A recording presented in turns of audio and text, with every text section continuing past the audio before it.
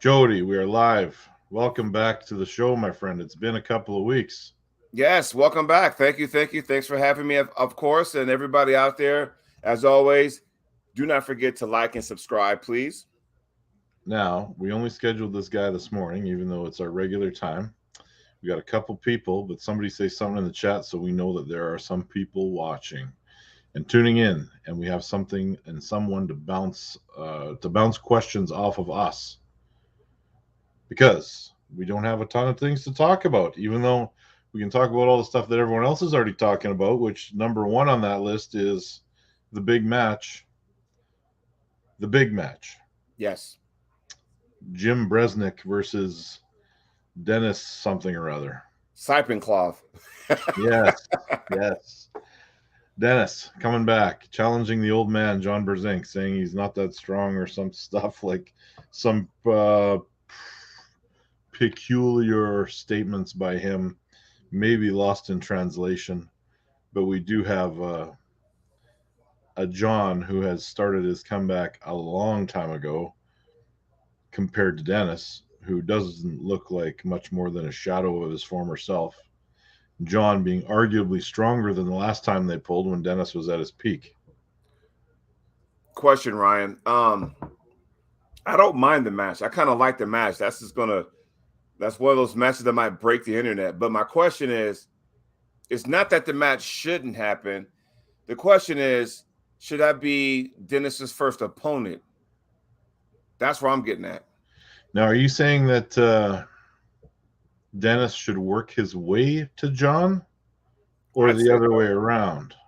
No, I mean, we don't know what's going on with Dennis. We don't know. I mean, like I said, and good morning, everybody in the chat. Um, You know why I like oh, Sap the Beast so much?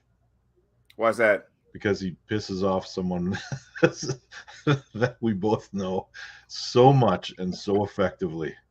Right. Well, I mean, look at it this way.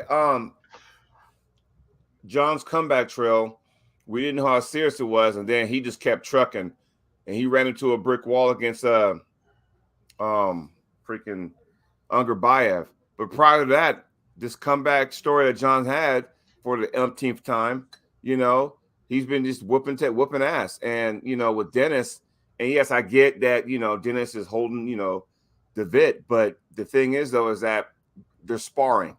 No one puts 100% into sparring, so to speak. Well, at least not, they don't have that tournament mindset in sparring. At least you shouldn't anyway. And I just wonder, maybe Dennis should have a match first just to see where he's at.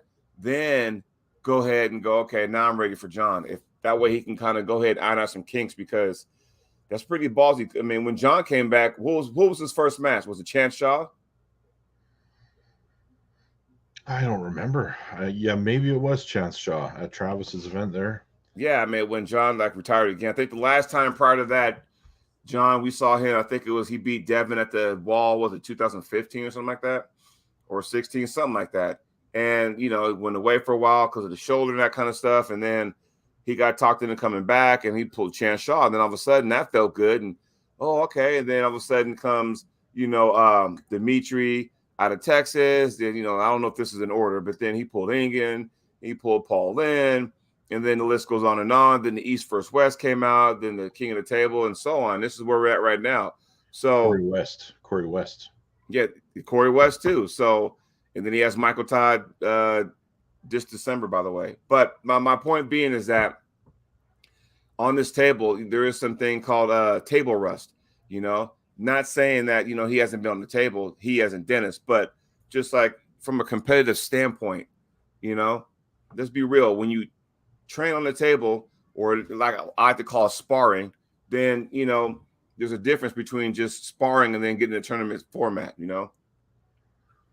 Yeah, no, I agree with you. I think John is back in his comeback far enough and long enough that he should be considered a major threat. And Dennis has not been back that long. Is he sparring with Devitt? Yes, he is. Is he holding him in certain positions that I guarantee you John will probably avoid? I mean, John is a master of putting people where he wants to put them. So it's, I think it's going to be an interesting match, but I do think John will win, which is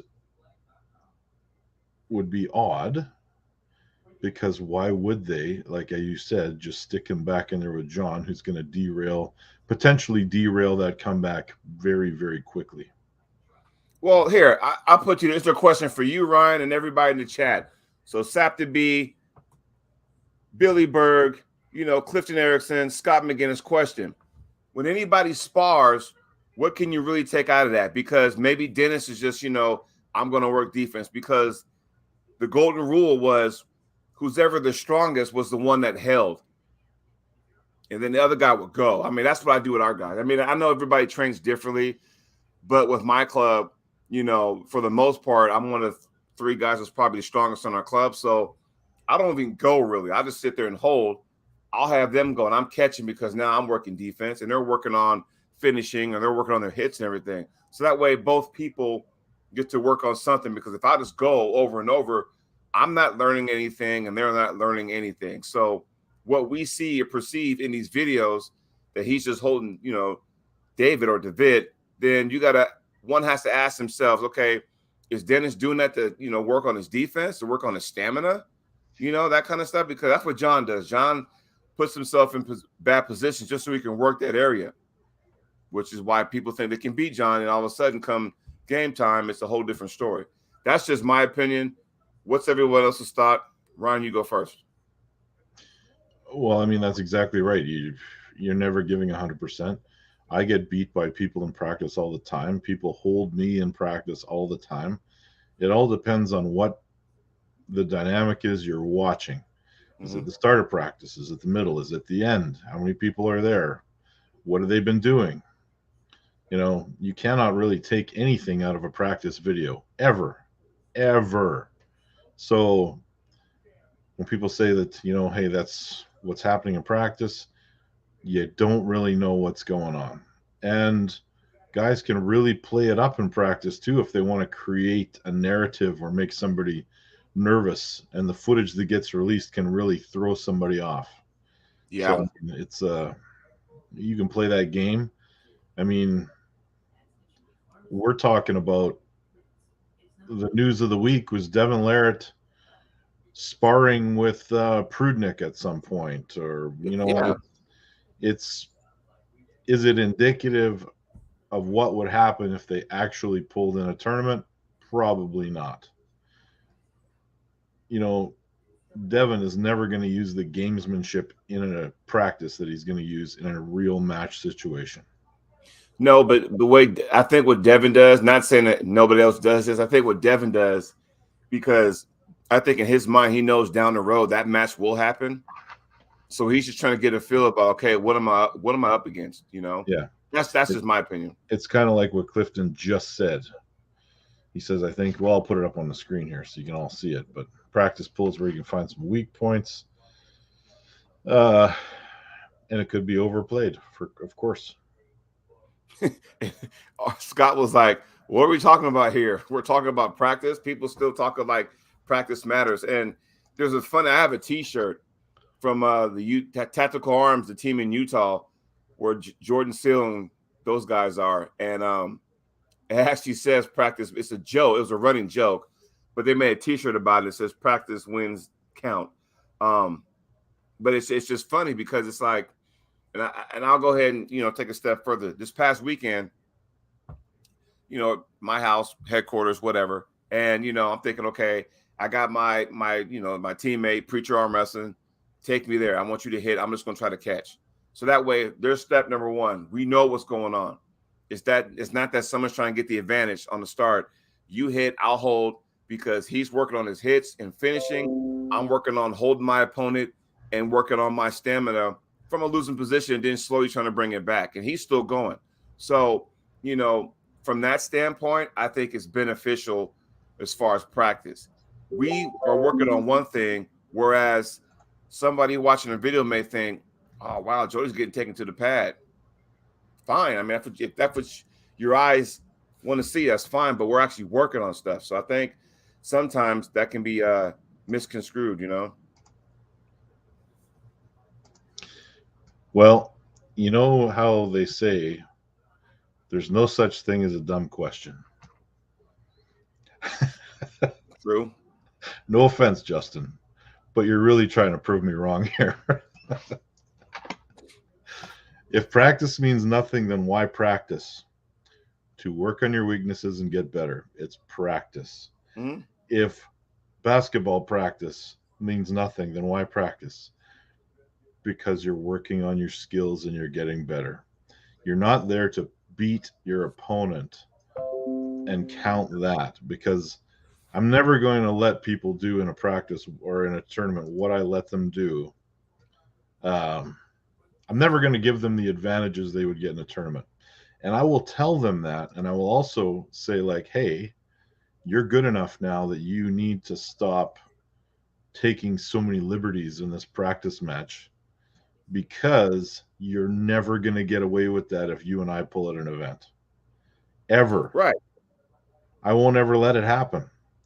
And some people be like, what does that mean? And they'll find out. And they'll find out and they'll be like, I don't understand why I can do so well against you in practice, but it's not even remotely close at a tournament. Well, because I'm not letting you start like this behind your, flop wrist pressing me over on your side of the table. Starting like that, or starting, where, here's the middle, and I'm starting way over here on their side of the table. It's like, okay, So there's two and arguments. I mean, there's two arguments I have with people. One of them is, well, you're so strong, you need to let me start at an advantage. I'm like, yeah, but that really doesn't help you at all. it doesn't. It helps you get into the it helps you get into a position and get a little bit stronger. Maybe you get a better workout, whatever, make the match more competitive. But I should also have the ability to just spot you from a fair position. And that's what a good training partner will do with you. Oh, and then if you want to neutralize that and be fair, where it's a disadvantage, how about this? And what we do here, the strongest person in our group has to pull somebody with the band around their body, right? Those those bands you work with, puts it around their waist, so it's like that. Then you put your hand through the bands, right? And then you grip them, so that way when you pull, you're pulling your opponent and the band. The stronger person does that. That way it kind of evens everything out, and you're starting in the middle of the table, you're starting straight, and then you can do a goal, you can just slowly grind into it. Now you're pulling the resistance band and your opponent. That's what we do, and it's worked for us. Yeah, exactly. So I mean, it's peculiar, and it's weird that we kind of ventured into this realm from talking about John and Dennis, I because like it though. yeah, I mean, it was a good segue, because we're using practice pulls, because that's basically all we have of Dennis in how many years? A lot. 5 years maybe, or more. Well, the Like, last time he pulled a meaningful event, in everybody in the chat, and Ryan, please, correct me if I'm wrong. The last time we saw, at least I saw, unless I forgot one, competitive Dennis was when he beat Devin 6-0 left-handed. have we ever seen like Levon as the guy that he kind of was getting to be now against Dennis? I don't think so. Yeah, I think you're right. Had he not gotten sick, it would Yeah. have been interesting. I mean, those two would have been on a collision course. If it wasn't for the tragic car accident, I think Pushkar might have did some stuff to Levon that we don't know. That would have been an awesome match to see. Yeah, because people were starting to talk about Pushkar like he was, the guy. But then again, Neil would tell you he's a specialist at tournaments, not so much in super matches. Right. There's always that, every so often, it's like every 2 or 3 years, there was always somebody, whether it be a Vavoda, oh, he's the flavor of the month, and then it was Cyplenkov, and then Pushkar, and then when Trubin beat Michael Todd in that PAL thing, and then it's always been something, Vitaly, and now Levon. It's always somebody, and so. Well, now we're talking about Morozov, and we're talking about Gasparini. Yeah. Now those guys could be the next guys, but I think that it's still Levon, mm-hmm. a big gap, and then about 10 guys right here. But that's just it, Ryan, because those 10 guys, they all shuffle after every King of the Table event, East versus West. They all get shuffled. Just when you think, oh, okay, it's Levon and then the other 2 to 9. And then all of a sudden, it's like, oh, wait a minute. One of it happens and you reshuffle the deck. We got East versus West come what, November? And that's going to reshuffle itself. I mean, we kind of know where it seems that the winner of the Gasparini-Jerry Caderet match is going to have first crack at Levon, or they're on deck to pull Levon, I should say. But that, for me, that is one of the most intriguing matches that could possibly happen. Is Gasparini Caderet. Did you see both of them on Ingen's talk show? I didn't. I did not. I imagine they're going back and forth, but I look at the composition of Gasparini. So when I say composition, I don't just mean like how much muscle he's carrying. I mean like the body size, the length of his levers. He has all the tools that will make this a hard match for Jerry. Jerry would have a much easier time against somebody like Vitaly. You think so, with that long arm? Yeah, the long arm is a curse in that against Jerry Caderet. I may be, I think Hermes has more of a torque and speed to his top row, whereas Vitaly, I think he still kind of relies on his height. I could be wrong, but that's just from what I see, Yeah, I mean, we'll find out. We'll find out soon enough. What else we got to cover? Oh, yeah. Clifton, post the details in the chat of your event. Let's give it a plug. The Mark Davies Memorial Tournament. There we go. Before we shift gears, you want to highlight Justin's comment, please? Behind the video, I said why practice not really as a question, but to the point of that, it doesn't literally mean nothing. Trying to improve isn't nothing either in the literal. Yes, I do get that, and it's not that it doesn't matter. It's more like, I guess, and Justin, I don't know how long you've been in the sport, but, I've been in here for a while where there's always going to be that guy that takes practice to a different level where it's not, they think it's all or nothing. And I think sometimes when you have guys who use moral victories in practice, that's one thing. But when you overdo it and think that, okay, I beat you in practice, I can beat you, I don't have to practice anymore, or I can beat you in tournaments. Those are the ones that don't understand that my brain is in practice mode. It's in teaching mode. It's in, okay, I'm listening mode, training mode. Tournament mode for me is a lot different. I'm sure it is for Ryan. So where we're coming from is more like at practice, we're teaching, yeah, go ahead and stick it here. No, slide your elbow up. Okay, that's what you want. I'm teaching, right? We're teachers, the stronger guy teaches. That's what it is. Now, again, losing position, I'm telling my guy, finish. No, finish here, finish there. But I'm still giving him everything I got, from a losing position to bring it back. Because, again, I'm working on my weaknesses, right? Now, come tournament time, when the ref says go, that's exactly what I'm doing. You just don't know which way I'm going, period. I'm not trying to hold and see how much power you got. I'm fucking going.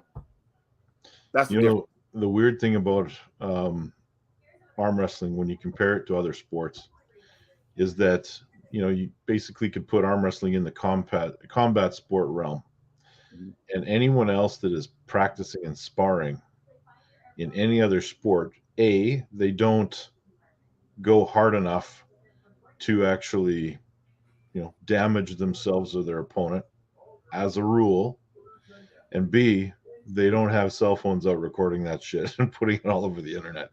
Can you imagine if the UFC had all sparring sessions posted of every upcoming fighter? It would be weird, and it would be we would draw a lot of conclusions from that. I think if that were the case, I think those people being filmed, you'll get a different version of them. You wouldn't get the full enchilada. You just get a portion of that because nobody wants to be exposed on social media. Hell, Ryan, you and I know people, in our arm wrestling community who don't want to be filmed at all because they don't want the world to see them get pinned. And it's like going, you know what? If you're worried about getting pinned in arm wrestling or you're concerned about losing, then this is not the sport for you. do something else. Yeah. But the other side of that is, Jody, I can think of times where someone dominated someone else so badly in an after pull that it impacted upcoming matches that they were offered. Wow, you know what? Since you put it in that perspective, I didn't even think about that. You know, they watch that and they think, maybe I don't want that match on my card that badly. Right. It was exciting, you know, before I saw what happened on that practice table. Right. And then again, it also created certain like would we have cared at all to see Matt Mask versus Hermes Gasparini part 2 if they wouldn't have had that weird practice session right after Matt dominated him in the WAL match? Yeah. Because then they go backstage and they're practice pulling and Gasparini is doing whatever he wants to Matt. But is Matt kind of saying, "Hey, I beat it when it counts. When it counts, I got you. When it counts." Because we all know there's that version too, and I'll give you the initials TB. We all know with that guy, when it counts, you're going to get the best version of him. Whereas if you're sparring or it's just a tournament, then you might not. So There you go, Justin. It's taboo in combat sports, and we do it all the time, and we do it for various reasons. I mean, one of the things that people always post on their upcoming or new YouTube channels is training and sparring footage. mm-hmm. And it draws eyes and people get interested in that stuff. But I mean, there's not one person that comes to my practice that hasn't pinned my arm. Right. Look, I pinned Michael Todd left-handed at a sparring practice when he came out to Oregon. Doesn't mean I can beat him because I knew the situation. I knew the stipulations. I knew that he was coming off of pneumonia and all that kind of stuff. And he basically said, "Hey, 2 matches in the next person, 2 matches in the next person." And he said, "Hey, just go ahead and hit. I'll try to catch you." We knew all that going into it. We did. Now, even though we kind of joked at each other, okay, now this became a mini super match, and it was cool. But, and yeah, I meant 3-2, you know, he won. But for me, it was more of a learning thing. Not that I can say, "Hey, I can beat Michael Todd." I would never say that because I know that's not what was true. And I knew the situation. So, yeah, that's on my YouTube. But, you know, I'm not going to act like that. Hey, you know, I can beat him. Same thing. Me and Coach Ray earlier this spring, you know, we were sparring after pulling out after an event, you know, and I knew he had a match with Artem and stuff, but we're just kind of messing around just to see where each other were. I don't take that as I can beat Coach Ray. I just took it as like, oh, I want to see what kind of angles he possessed and things like that. And if I might not be able to, you know, do anything with him. And, you know, we're kind of going back and forth. And for me, it's fun because I get to see for myself, you know, can I do anything? But at the same time, what kind of angles does he possess? And then, of course, off the table, he's showing me this or showing me that. That's why we do after pulling, not because we want to sit there and show people's weaknesses, but just so we can learn and stuff. Because some way, somehow, Ryan, and you can attest to this, and everybody in the chat, when you go to a big tournament and you after pull, that's when you sit there and start making mental notes, right? Because maybe 10 people can show you the hook move, right? Hook move. 10 people can show you that. But out of those 10 people, there was somebody, some way, somehow, that's going to explain to you to where you go, I get it now. That's right. So you want to shift gears just a little bit? Let's do it.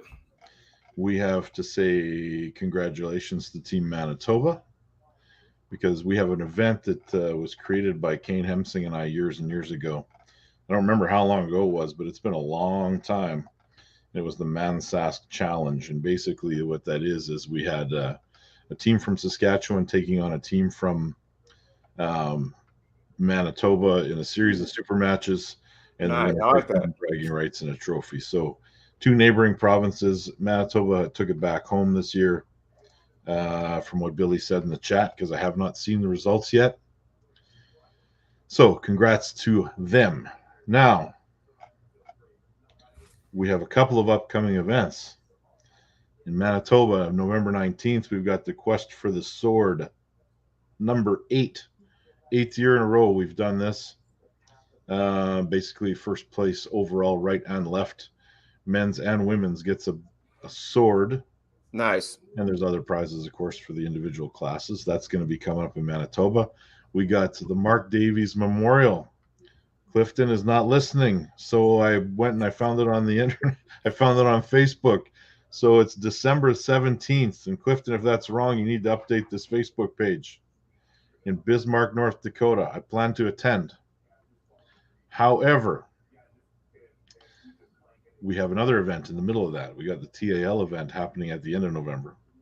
And that is there. And Jeff Frank is supposed to get me that graphic today. It's coming today. And I'm pulling Austin Jaggers.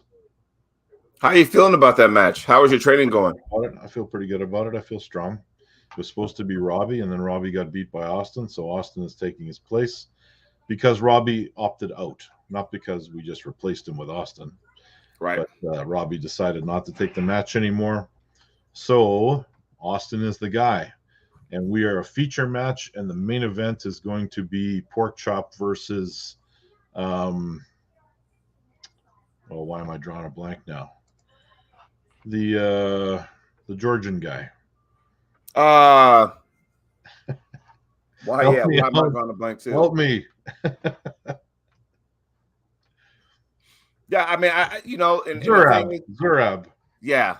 So I'm glad Zurab, because I think the theme was to have a bunch of Georgians do come to that event, if I'm not mistaken. Yeah, I believe Jeff is working on a bunch of them because right, they have the ability to travel and go to events and get some assistance with that. And WAF Worlds is going on as we speak, by the way. Yeah, WAF Worlds.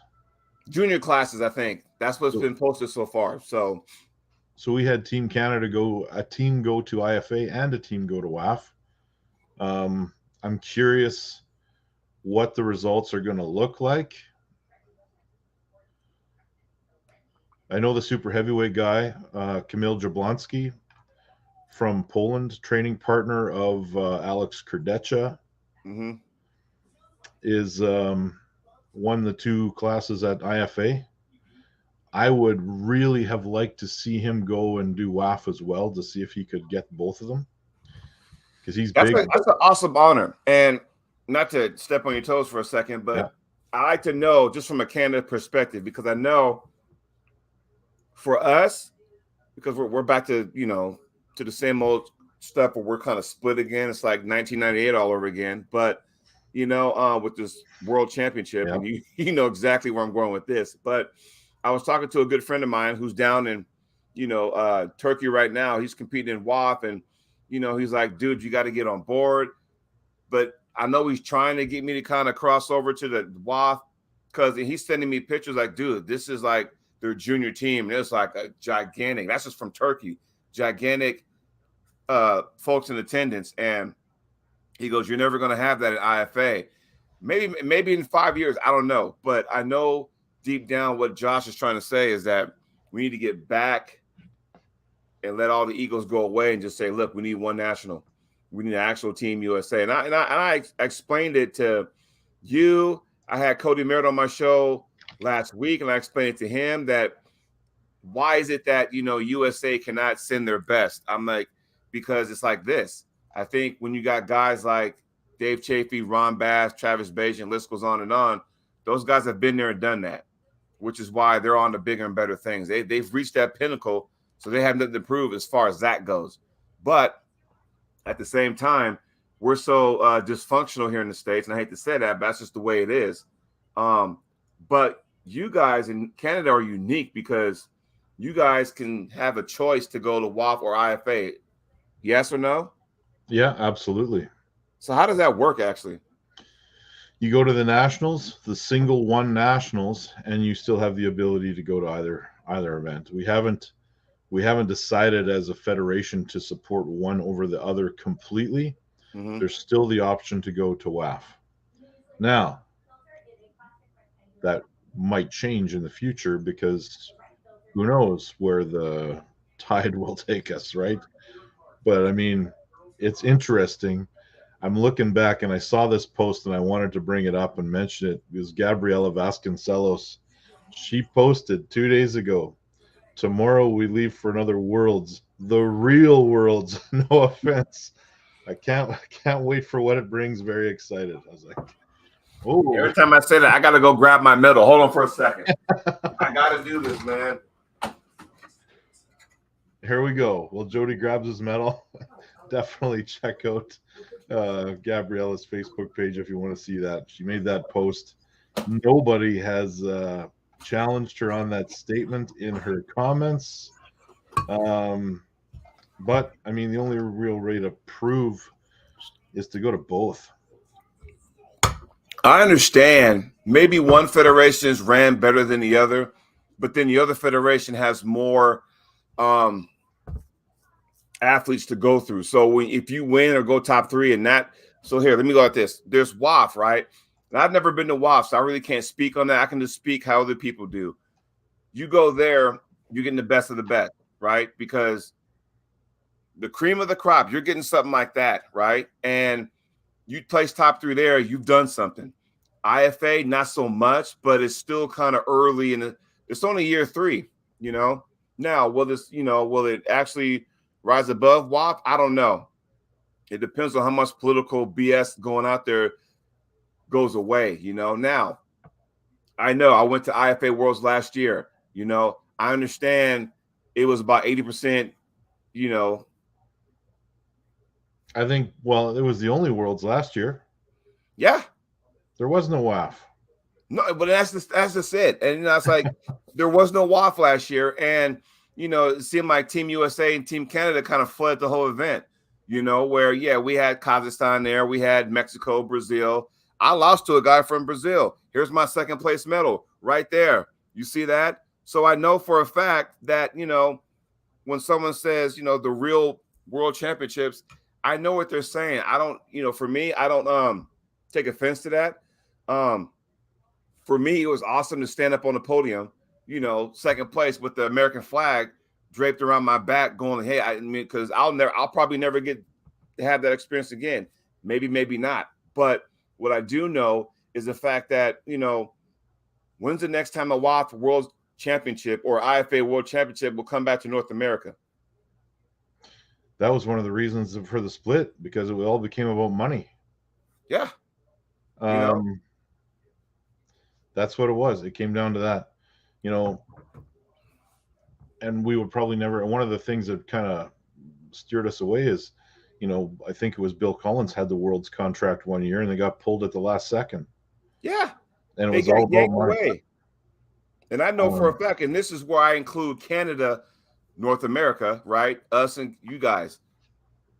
To sit there and go like, okay, at one point it was almost like back in the early days, it was almost like a rotation, you know, between us and you guys and Finland and wherever. It seemed like a rotation, you know, and now it's just like this kind. Now we're not going to the States. I'm like, why not? Yeah. And now there's anywhere. There's additional challenges now with all the conflict over there. So Turkey, I mean, England can get funding in a heartbeat. He's got the sponsorship backing over there. So to have it back in Turkey this quickly, because it was 2018, it was there. Probably it was a matter of convenience. However, IFA Worlds, you know, they have 3 different places vying for it next year. I'm kind of hoping for Malaysia because I'd like to go to Malaysia. Yeah, so for you guys out there, and we'll find out. And I was talking to Denise Waddles last week, and the 3 countries involved are Malaysia, Romania, and Finland. Those are the 3 that are in contention for the 2023 IFA Worlds to be the host country. So we'll know for sure in the next few weeks or whatever, or next month, but then they'll make the announcement on December 1st, is what she told me. Josh Grant told me WAF Worlds, because he told me this morning, because, you know, him and I talk, because he's in Turkey right now. He said next year, I just had it. Where is it at? He told me next year it would be, oh my God, why am I not seeing this? But they do it like, you know, 3 years in advance. Like they have the next 3 years, it's already, you know, spoken for. So again, it's one of those deals like going, okay, you know, we need to get this, you know, thing taken care of, you know. So, or it might have been on one of my my Facebook threads, because he said, "Hey, man, this is what needs to happen," and I totally get that because I know next year I'm so excited for it to happen, but where though? Oh, here we go. WAF will be in Kazakhstan next year. There you go. Kazakhstan is awfully close to a conflict zone over there, but it's also a bit of a mecca for arm wrestling. And that's why I think some people are kind of like, I don't want to go there if, and I don't want to get too political, but if you got shit going on in between Russia and Ukraine, and the closer you get to that, you don't want to get caught in the crossfire. Right. You're just there to compete. You're not there to be involved and take sides and all that. I'm just there to compete. And God forbid I go there and I'd be like Brittany Griner and get, held in the country for X amount of months. I don't want to do that. Yeah. Dan Woodley asked an interesting question. I think I need you to elaborate on that, Dan. What would it take to get funding for North American athletes to compete with other countries that do? Now, are we talking about subsidized athletes? That's my question to you, because I'm not sure how much of an advantage it really is. It's all a bit of a lifestyle thing. So yeah, yes, there are athletes in certain countries that don't really need to work. They just can train and do arm wrestling stuff. But Must be I mean, nice. you got to consider, if you are a natural athlete, which if you're competing at WAF or IFA, you would have to, assume that you are. How many hours a day can you train and recover anyway? Do you need 8 hours that you would normally work at a 9 to 5 job to do that? Or can you fit it in other areas? Because a lot of our top and best and longest pulling North American arm wrestlers all are gainfully employed somewhere. Dave Chafee is a correctional officer, for example. I mean, Devin is retired now, but he was in the military before. I think of a few other examples. John Brzenk works for Delta Airlines. Like Yeah. It's all, we all have a job. We all have a career somewhere outside of arm wrestling that kind of funds the sport. The cost of travel, though, that's a bit of a different thing. I mean, if you really need to, you can find people to sponsor you. I mean, you might have to swallow your pride and ask for some money. Like when I was early in the sport, I'd show up with 10 companies' logos on my shirt because they'll give me, $100. That's weird to me. I feel stupid when I do that, but I know that might. But now what they do is that, hey, you can buy a whole case of T-shirts, sell them, and then use that money to help you get to, and just why. I mean, I always do that. I support, some of my guys here in Oregon that actually, go to IFA or WAF Worlds. I've done that in the past. But we're in a situation, Ryan, like you said, we have 9 to 5 jobs. Maybe some of those people over there don't. They have the government to back them up. Not everybody can beat John Brzenk at the East vs. West and then get a goddamn apartment bought for you. We're not in that kind of situation, But we do have Americans that go every year. Josh Grant goes every year. Robert Baxter of Utah goes every year. So with those guys, you don't see them competing too many events because they're saving money. It's almost like, well, Robert's a different story, but I'm not going to get too much into that. Yeah. He's okay. Those guys, I mean, they save money like January 1. I'm going to start saving up because I know come fall season, September, October, that I got to have enough money to go to Worlds. Yeah. And that's hoping if you go ahead and, and what about you guys? For us in the States, you place top 2, then you're on Team USA. And basically, if you take third, then you're kind of like, all right, I'm waiting to see if one of those guys can't go. Then I'm, that's how we do it here. And I took him third before. And, I was kind of waiting to see. I think it was 2017. I want to say that year was in Budapest, Hungary. And I went to Unified Nationals and I took third, in the Masters. And I was just kind of on the sideline going, is anybody going to go? Because for us, top 2 go. How does that work for you now with the split? And you can choose. How does that work for you guys? Well, traditionally, that's how it was. Traditionally, WAF was top, you place top 2.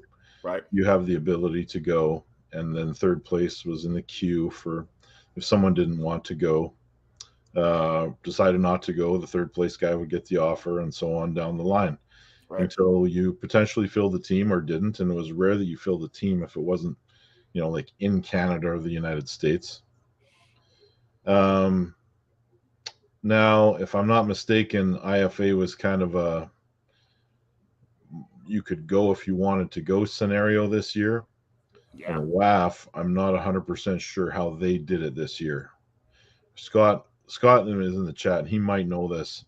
Um, Honestly, I didn't pay a ton of attention to it because I knew there wasn't going to be a full team at either event. So if you kind of wanted to go, you could go. Yeah. Because Dan we Woodley had, says so. The chance of sending the best from Canada and USA is almost impossible. There's a couple of factors here, Dan. One of them is, let's just say it's performance enhancing drug testing. So you're going to eliminate some people based on that alone. They won't show up. And why would they? So, I mean, let's take Travis Bajan, for example. He doesn't see, and I'm not saying anything about PEDs, whatever. Travis sees no value in the world title, but he did win one. He won one and he beat Vavoda way back in 2003 in Canada. right. And when he won that, he said, "That's it. I don't need to ever come back here." He was very clear on that. And that was pre-drug testing, all that stuff. Travis could have gone on a couple more years without worrying about that. He just decided that's it. Doesn't Yeah. care. So getting him back to a world championship would be very challenging. Someone would have to actually pay him to go. And that's it. So getting the best to a worlds where there isn't necessarily the accolade or the financial benefit of going is going to be tough. It's not just a matter of a break even scenario. There's no Yeah. prize money. But he's at that point in his life where, I kind of been there, done that. I want to focus more on that. But yes, Scott, if you want to go to IFA, just go to nationals and you're in. Yeah, you're kind of grandfathered in. That whole thing started with the COVID COVID ruined a lot of stuff, when it came out, because originally the first IFA was in Poland the same weekend as Nemiroff. There was that kind of came on the heels of that. Same venue, same weekend, whatever. Then 2020, USA was awarded, and then COVID came and kind of ruined that, so it pushed it back a year. So last year was USA's turn to host IFA Worlds. Then, of course, this year was in France. So it's kind of like we're slowly kind of getting there. But here, Scott and everybody else in the chat and Ryan, that, yeah, we had two nationals. You had an IFA national that went to France, and you had a USAF national that went to Turkey, WAF Worlds. So once again, we got two different avenues. Is it the best? Not necessarily, but I don't know. I mean, I'm kind of because there's a part of me that's like, you know what? I'm almost to the point like, damn the super matches. I really want to get that goal that I'm chasing. And then, of course, for me to get to that point, I got to compete at those qualifying events to get there, so. Yeah. And the argument between which is a tougher worlds, there is an argument. There's still an argument, even though one has much higher numbers than the other. There's an argument. I mean, if you're in Gabriela Vasconcelos's class, that might be the one class where you can go and say, you know what, yeah, I won IFA Worlds, but I'm probably not the best female arm wrestler in this weight class. Right. However, there are a ton of other weight classes in IFA where if you took the winner of that class, they would have a legitimate shot at also winning WAF. Jablonski's one. You take guys like, there's some good arm wrestlers that went from North America. They didn't sweep, they didn't win, and it would be arguable that they could compete in those other WAF classes. So, I mean, the real worlds or whatever you want to call it, I mean, it's kind of a bullshit statement. Yeah, I mean, it's I don't know. Like I said, I got good friends of mine on both sides of the fence. Ones that are, pro IFA, ones that are pro WAF. I get it. I see everybody in the chat saying they wish Lottie would come back. I think that might be Igor's. It wasn't that Igor's event. Yeah. Yeah. And then you can go all the way back. Guys call himself world champion for winning Petaluma. That's a whole different. Yeah, because when you say Alan Fisher, not to knock him, but 27-time world champion. I bet not one of them was a WAF champion. Oh man, nothing that jumps out at me. I mean, Alan, how can you say Alan Fisher was amazing? Still Yeah. is. But I don't recall him being at a WAF championship. There were different federations. There were like the WAPP or PAA or whatever. That was in the early 80s. You had the Petaluma one, and people would just go there every year. Was it a world championship? I don't know. It was just held in Canada. I'm sorry. It was held in Petaluma in October every year. It was dubbed as the World Wrist Wrestling Championships. People come there, whoop some ass. I'm a world champion. There you go. Even though that same year, around the same time, a month or two before or after, there was a WAF championship going on. So, be that as it may, that's pretty much where we're at. So I think sometimes people get upset, when they say, I'm a world champion. Well, what year did you go in WAF? And like, no, wrist wrestling. And then you can't take that away from them, no, because they went, they attended, they won. Can you really take that from them, It's a weird thing in this sport is there's this blurred line between professional and amateur, and people think amateur like it's a bad thing, but I think in the last 10 or 20 years that line's got more blurry in other sports too, like for example basketball. Remember the first dream team? Yeah. Like before that, the United States would struggle to win a gold medal at the Olympics because they had to use college players because it was considered amateur. You couldn't take a professional athlete and stick them in the Olympics. Well, Right. they lifted that rule, and what happened? Well, it wasn't even close. Like those guys looked like they were barely warming up. Well, you had grown men beating up our college guys and then bragging about it. It's like, all right, well, let us send our grown adults over there and see what happens. And they got their asses kicked. But yeah. Scott, thanks for clearing that up. Yeah, Fisher went to WAF Worlds in Canada in 2008. Did he win, though? Oh, I don't know. I mean, in 2008, he probably would have been in the Masters class already.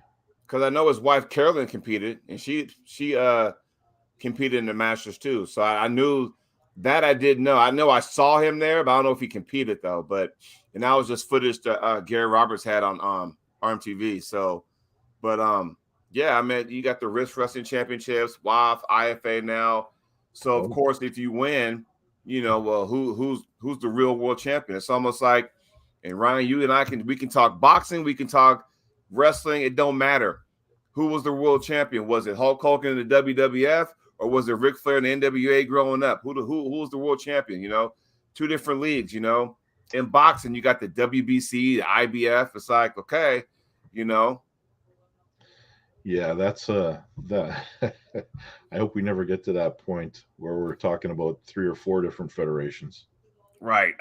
We shouldn't. And it's just, I think now arm wrestling, the way it's going is good, but if the egos got put aside and the political stuff was eliminated, that's the only way you're going to open doors to make this sport get to where we all want it to be. Yeah. If you go way back in the archives, and you got to look a ways back, look into the Arm Crossfire show that I did with Gobby here for a long time. Mm-hmm. I did interviews with Anders, and I did interviews with Murcha, both representing each side of that argument, IFA versus WAF, at the initial time of the split. Watch that Murcha episode because it is very telling. Like there are several instances of them violating their own constitution for personal gain, for other things in there. So I get why IFA split off. Yeah. But please go back, all of you, if you want some interesting content, and have a listen to that show. And I wonder if I dug that up and shared it and dubbed "This is why WAF and IFA are split" and posted it on there, how much hate I would get for doing that. I would like to see you do that now. Just to see how much hate I would get. This is like, hey, this is why arm wrestling is split when it comes to worlds. Yeah. Watch this episode and watch how much hate I get. Hey, Shifting gears. Who is the Yes. best, the last undisputed heavyweight boxer? It might have been Lennox Lewis. Yeah. I mean, boxing is not what it used to be anymore, but yeah, One of the Klitschko's didn't have that. Because Um, the weird thing is you could beat one of them and you'd only take like one or two of their 3 titles. exactly. They still Yeah. had 2 more. Just like going, what are we doing here? I mean, how often did you see growing up Mike Tyson? He had 2 belts around his shoulder and 1 around his waist. I'm like, what division is this? One belt was green with plates on it, another one was red with plates on it. I'm like going, of course, I'm just a little kid, so I'm thinking, oh, okay, this is pretty cool. He got all them belts, and not knowing the dynamic of all that, So Yeah. the Klitschko's both had 2 each. So I'm guessing one was a lighter version, I guess. I don't know. I think they were both heavyweight guys. One of them came along a little bit later. Like one was a little older and he was fighting, and then the other one kind of took over. And then you saw guys like Galata come in there and steal one of them away, and like it's weird. Boxing's weird. It's just crazy. And like I said, I hope one of these days we can all unite. At least I'm just talking we as in states first. Let's start with our own household first. Get to one national, and we did. That was the whole Ryan. That was the whole frustrating part. We did. Yeah, because the last national I went to was in 2017. We actually had one because for so many years we were the butt of everyone's jokes because USA had 3 nationals, but only one of them was the path to get to WAF. Because you had the AAA nationals, which back in the day, in the 90s, that was the one that got you to WAF, right? Then USAF took over. That was the path. Denise and Leonard had the USAA nationals, but that was more of an international field because they allowed people from different countries to compete. And then, of course, there was prize money, but that didn't, involve you to go to WAF Worlds. And, then they changed their name to International. AAA dropped theirs and joined with Unify. So I'm like, cool. Now we got one national. Awesome. COVID came in, messed everything up, and now we're back that again. So I'm thinking we had it. We had it. We had it. Yeah, and we could have at one point, if you were a Masters competitor and competed with both arms, even 1 year you could get 12 national titles. Wait, say that one more time. If you were a Masters competitor, yeah, you could go to the nationals, pull Masters and Open, both arms. You could get up to 12 national titles in 1 year. Yeah. But see, we had a thing called the Triple Crown. That was pretty cool. Yeah, I remember that. That was probably that was pretty cool. That part was unique about having 3 nationals because you can win first place, and there was like a money, and everybody would put money into a pot. So if you won all 3, then you would get that pot. So I mean, that was pretty cool. I think Brent Rakers did it, and I can't remember, somebody else did it too, but that was pretty. I think Brent Rockers did it twice actually. So this question, Ryan, will you have a match with Cody in the future? It's almost odd how the match has been lined up so many times and never been able to happen because something has gone on. The last time Cody got injured and had to pull out of the match. Now, I'm sure it will happen at some point in the future. I just don't know when. Don't worry, Ron. I think December 10th, you'll be glued to the set on that one because he's pulling Corey West left-handed. That's right. And, I want a rematch with Corey. I want a rematch with, Cody's not. I guess Cody's a rematch. It's a rematch of one that I won. And he was on my show last week, and we sat there and we talked about that. And he was like, yeah, because of, circumstances, we weren't able to kind of, get everything all lined up. But, I'm thinking, Ryan, maybe you might get the winner. Say, hey, I want the winner of that. I mean, you got some payback for a lot of people. You want their rematch with, Corey West. I know you and Cody have been trying to get together for the last couple of years to make it happen. I know you want a rematch again with Kerdeka. So you got a lot of stuff where you got to go, okay, I want the rematch because now I want to bring the best version of me. You know what I mean? Yeah. Jay, I have pulled Cody several times. I've never, the only loss I have is one on fouls. where I came back and won the tournament. And that was 2018 WAF Masters left arm. Yep. And you didn't go in 19, did you? Did not go in 19. Okay. No, but yeah, we've pulled a lot. I'm surprised you're not in Turkey now. Just not in the cards, man. Not in the cards. I'm training for that match with Austin. Yeah. You know, in a year, you might see me go back to the Worlds. Right. So maybe next year. Right. We'll see. I mean, we're all getting older. Maybe it's time to settle into those Masters classes and start stacking up some titles. Well, I'll be 47 in 4 months, so. Jody, you're older than me. Yeah, I'll be 47 in 4 months, so. Not by much. I mean, if I let everything grow, you'll see the whiskers. Not like Cobra, but you'll see the whiskers. But well, I kind of got into sport late in life, but still, you know, it's just like I want to sit there when it's all said and done, look back and go, I've done that. I'm happy with what I've done, because it's a hobby, not so much a lifestyle. It's a hobby, you know. And I think some people kind of get those lines blurred when they want to sit there and, Joey, don't you want to be one of the elites? I'm like, no, because I know what it takes to be an elite. And I'm not willing to risk my well-being. I'm not willing to sacrifice my family and family time to be an elite puller. I'm not saying those up there right now are doing that. I'm just saying, for me, I got to shut everybody off and just breathe, eat, and sleep the sport, which we all do. But you have to do it to a different dynamic. It's almost like a bodybuilder. Like for them, when you got guys competing at the Arnold Classic or the Mr. Olympia, we're talking bodybuilders. It don't matter. You are putting the whole world on mute. You are so this.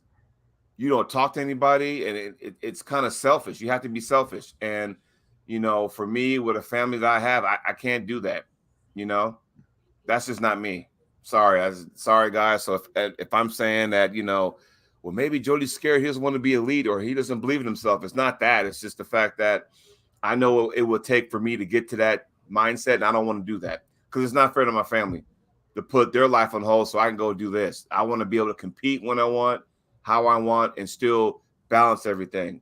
That's all I'm saying, you know? So, yeah, Masters, if I want to win a world title or a national title, yeah, Masters. I love Masters. This is where it's at. I know for a fact at 46. So by the time I compete in Worlds or Masters again, it'll be 47 years old. I know I'm not going to be beating some 24-year-old stud who can get hurt and bounce back in 6 hours, where I get hurt, have to wait a whole fucking week and a half to recover. You know, I know it's me being real, guys. That's all it is. Not that I'm scared, just being real. Yeah. Well, buddy, let's put our bow on this one and stay on here though. Don't turn it off. I'm just going to end the broadcast. Yes. But before we go, thanks everyone for watching. Make sure you hit like and subscribe, and head on over to Jody's channel. The link, as usual, is in the video description. The babyface assassin. I like that. So what happens when you do a lot of semi-pro football and rugby? Your body goes through a lot. So, yeah. All right, everybody. Thanks again. We'll see you next week.